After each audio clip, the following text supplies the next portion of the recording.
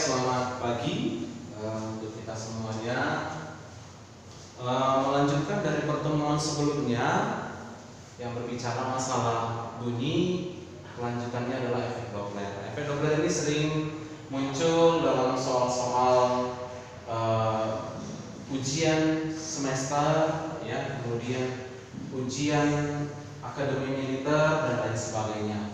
Nah, efek Doppler itu menyatakan bahwa peristiwa terjadinya perubahan frekuensi. Nah, kalau frekuensi itu adalah banyaknya gelombang ataupun banyaknya getaran dalam setiap waktu. Itu merupakan kebalikan daripada periode. Periode itu adalah jumlah waktu yang dibutuhkan untuk melakukan getaran ataupun gelombang. Selanjutnya, perubahan frekuensi yang diterima oleh pendengar akibat perubahan gerak relatif antara sumber bunyi dan pendengar. Jadi ketika ada sumber bunyi, setelah misalnya ambulans, lalu kita berdiri di hadapan ambulans itu, ambulans sedang berjalan, maka frekuensi ketika ambulans itu mendekati kita dan ketika ambulans itu menjauhi kita itu berbeda. Ya, saya ulang. Frekuensi kita dengarkan ketika ambulans itu bergerak mendekati kita dan ambulans itu bergerak menjauhi kita itu berbeda. Nah, dirumuskan nanti besarnya frekuensi yang didengarkan oleh pendengar itu sama dengan V ditambah kurang VP per V tambah kurang VS dikali Fs. Nah, kalau Fp, F itu adalah frekuensi, P dalam hal ini adalah pendengar. Nah, jadi kalau Fp itu adalah frekuensi pendengar yang satuannya tidak lain adalah Hertz. Kemudian Fs itu adalah frekuensi sumber bunyi yang satuannya juga adalah Hertz.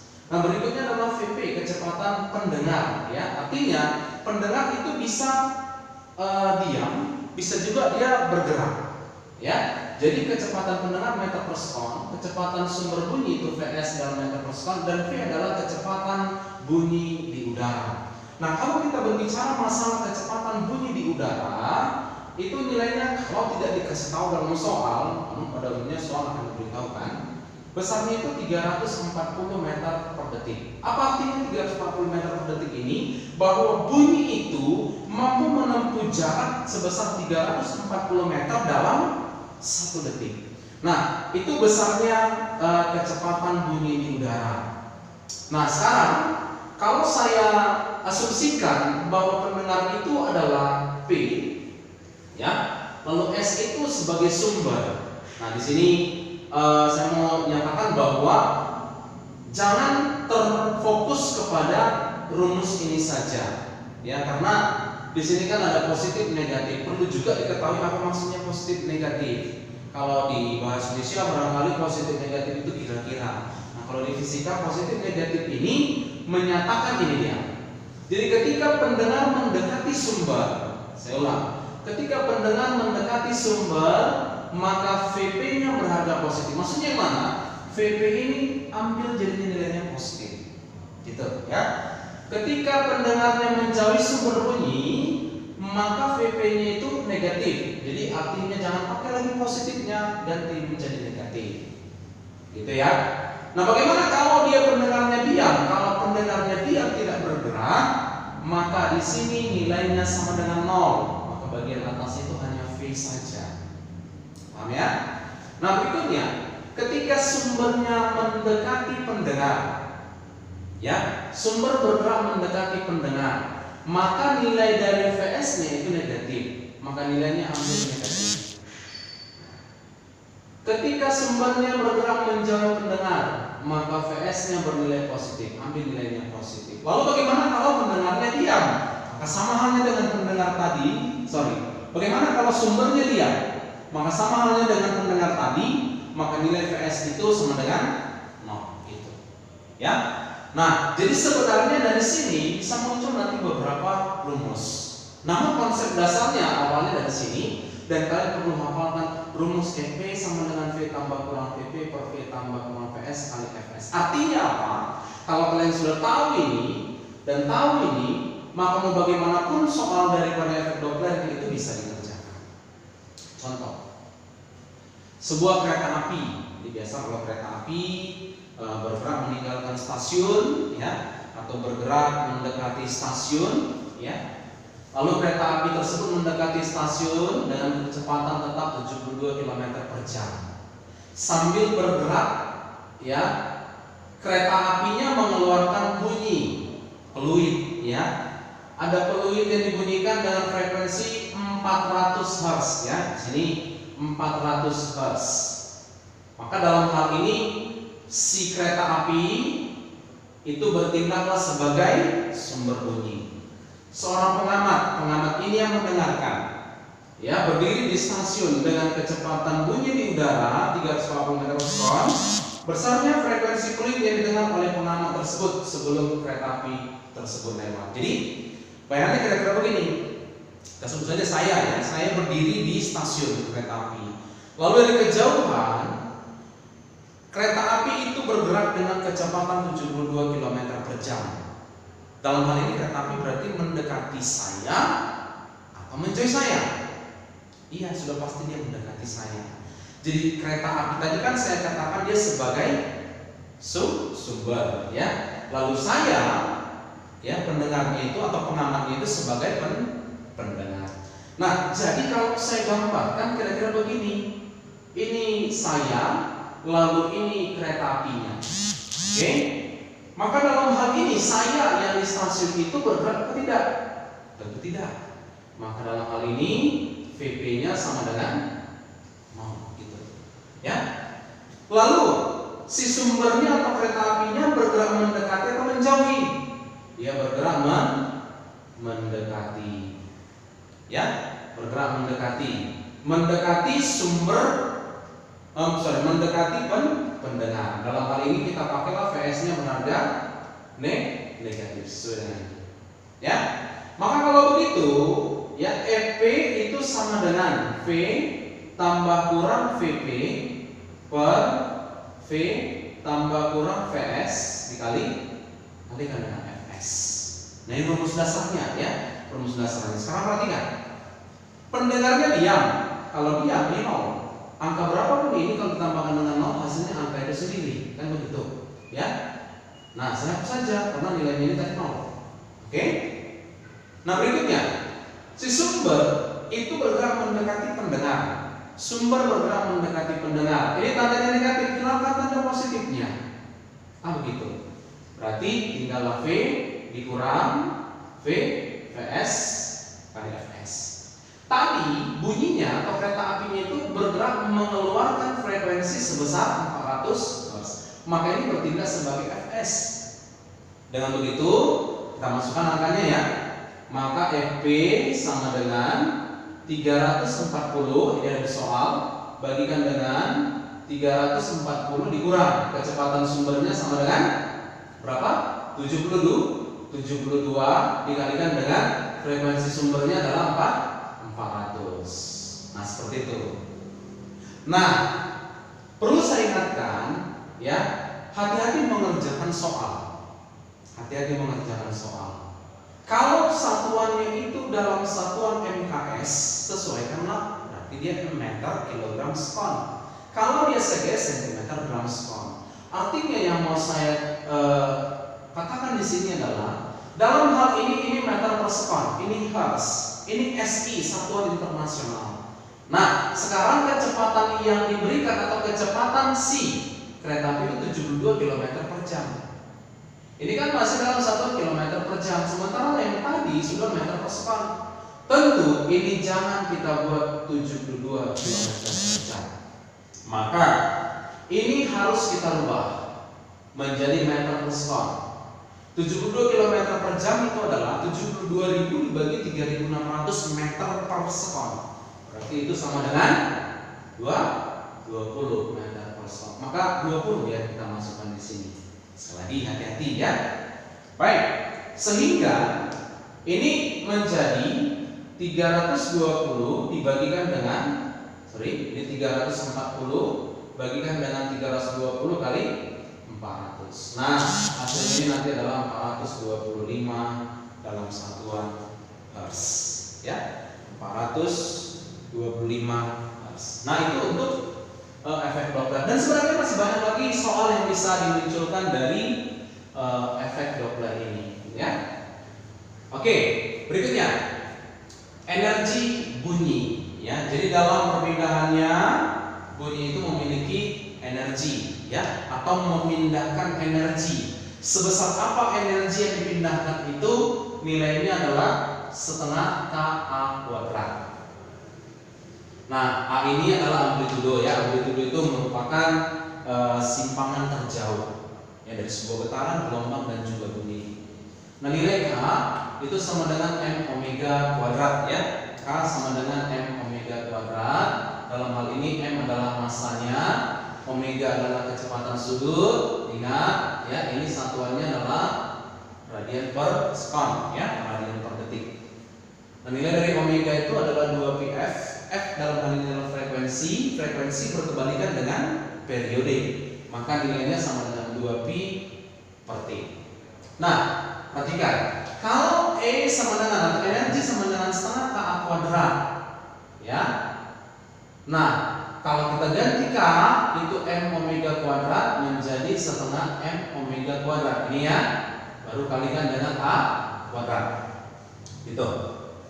Nah, berikutnya kalau kita gantikan nilai omega dengan 2πf, ganti 2πf ini kuadrat kali A kuadrat, sehingga setengah M 2 kuadrat 4, V kuadrat, F kuadrat, A kuadrat ya. E berarti sama dengan ini 4 dengan 2 tinggal 2, 2M V kuadrat, F kuadrat, A kuadrat. Sehingga energi dari getaran, oke, gelombang dan juga termasuk bunyi, saya ulang, energi getaran, gelombang dan bunyi itu dipengaruhi oleh massa, frekuensi F dalam hal ini atau periode, amplitudo gelombangnya dalam hal ini adalah A.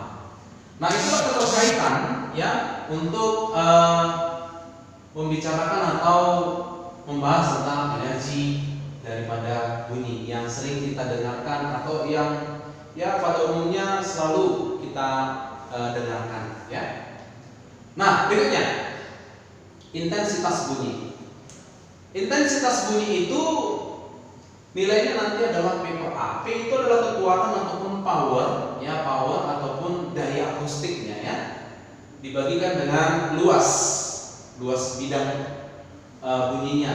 Dalam hal ini begini, kalau saya ngomong di sini, maka orang di samping saya dengar, di belakang saya dengar, depan saya dengar, di atas saya dengar, kemudian di sini dengar ya. Jadi bentuknya itu di sini lingkaran, maka keseluruhan bentuknya menjadi bentuk bola. Maka luas yang dipakai itu adalah luas bola.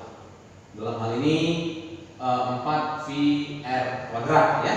Sehingga kalau intensitas satuannya adalah watt per meter kuadrat ya. Lalu daya satuannya adalah watt, luas satuannya adalah meter kuadrat. Nah, kalau misalnya ya didengarkan oleh dua pendengar yang jaraknya berbeda dari sumber, saya ulang, didengarkan oleh dua pendengar yang jaraknya berbeda dari sumber, berarti jarak berbeda R1 dan R2, seperti itu ya.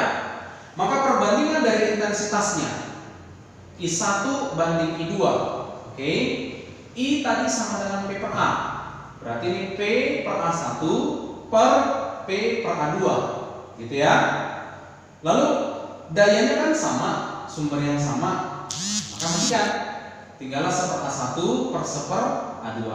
Sehingga kalau kita balikan maka A2 per A1. Ini luas yang kedua, ini luas yang pertama. Nah, berikutnya luasnya tadi kita gantikan dengan 4πr kuadrat. Oke. Maka 4πr2 kuadrat yang A2, 4πr1 kuadrat yang A1. Sehingga 4pi-nya kita habiskan. Jadilah I1 per I2 sama dengan R2 sama-sama pangkat 2, R2 pangkat 2 per R1 pangkat 2, atau dituliskan seperti ini. Sehingga kalau jaraknya berbeda ya, maka intensitasnya pun akan berbeda pula karena dia memiliki jarak yang berbeda. Ketika intensitas 1 misalnya ada angkanya, lalu R2 ada angkanya, R1 ada angkanya, itu tinggal dimasukkan saja. Gitu dia kira-kira ya untuk intensitas bunyi. Nah, yang berikutnya lagi adalah taraf intensitas bunyi. Kalau taraf intensitas bunyi itu nanti dia secara matematisnya menjadi TI. TI ini adalah taraf intensitas yang satuannya adalah desibel. Ya. Lalu I itu adalah intensitas bunyi watt per meter kuadrat, ya. Kemudian I0 itu adalah intensitas ambang bunyi udara. Nah, intensitas ambang bunyi di udara itu nanti nilainya adalah 10 pangkat minus 12 watt per meter kuadrat. Ya. Terus 10 logaritma I per I0. I tadi sama dengan P per I sama dengan P per A. Sehingga P per A per I0 menjadi P per A I0. Ya. Nah, A-nya di sini yang kita pakai adalah ya pula 4 V R kuadrat. Itu ya. Nah, itu untuk TI yang kaitannya dengan daya, luas, dan intensitas ambang bunyi di udara. Kalau misalnya kita menghadiri sebuah menghadiri sebuah konser, ya konser musik katakanlah, biola yang satu dengan biola yang lain dalam hal ini bukan hanya satu biola saja, tapi biola itu menghasilkan taraf intensitas yang sama. Oke, menghasilkan taraf intensitas yang sama. Nah, kita bisa hitung sebenarnya intensitas keseluruhannya itu berapa. Jadi secara matematisnya, secara fisiknya, TIN sama dengan TI tambah 10 logaritma N. Nah, N dalam hal ini adalah N dalam hal ini menyatakan banyaknya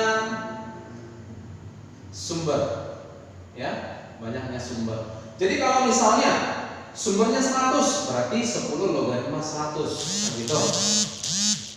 Lalu misalnya begini lagi, saya buat dalam soal saja, dengarkan. Dalam satu konser musik, ketika satu alat musik biola dibunyikan, satu alat musik biola dibunyikan menghasilkan taraf intensitas sebesar 30 desibel. Saya ulang. Dalam satu konser musik, ketika alat musik biola dihidupkan menghasilkan taraf intensitas sebesar 30 desibel. Berapakah taraf intensitas dari biola yang dihidupkan? Sebanyak 100 biola. Berarti jumlah biolanya ada 100. Dalam hal ini N-nya 100. Oke? Satu biola itu menghasilkan taraf intensitas sebesar 30. Maka berapakah taraf intensitas keseluruhannya? Sehingga bisa saya tuliskan di sini TIN-nya itu sama dengan satu buah biola itu menghasilkan taraf intensitas sebesar 30 tambah 10 logaritma jumlah biola yang dibunyikan itu sebanyak 100. Ingat, ini perkalian ya, bukan letaknya di atas. Hati-hati, itu beda. Oke? Jadi kalau di atas ini 10 logaritma 100, ya 10 logaritma 10 pangkat 2, kan gitu, berarti 2. Jadi kalau 10-nya di sini kali, angka 10 di atas itu nggak ditulis lagi. Ya. Jadi dianggap ini nilainya sudah 10. Maka 30 ditambah 10 logaritma 100 ini samalah ini dengan 10 logaritma 10 pangkat 2. Nah, jadi 10 logaritma 10 pangkat 2 ini adalah 2, maka 10 dikali 2. Hasilnya adalah 50 desibel, begitu. Ya, dan masih banyak lagi yang lain yang bisa muncul dari soal taraf intensitas. Satu lagi, ketika berbeda tempat, nah ini dia ya. Jadi berbeda tempat, berbeda juga intensitasnya, ya. Berbeda jaraknya, berbeda intensitasnya.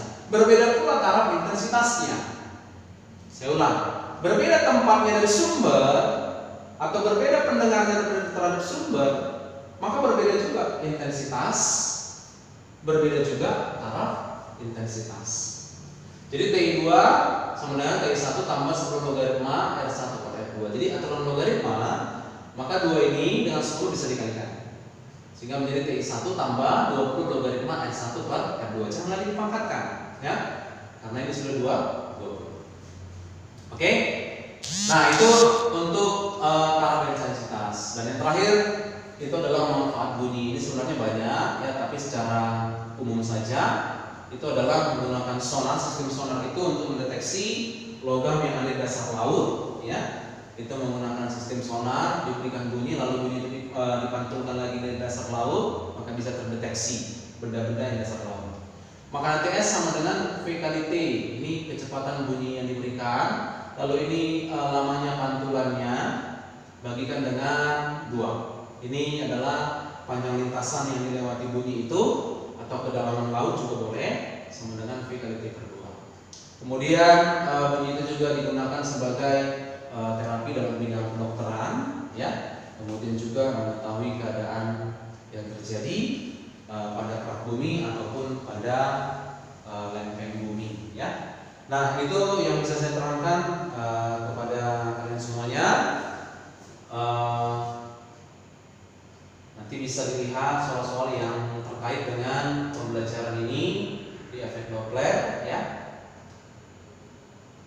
Terima kasih.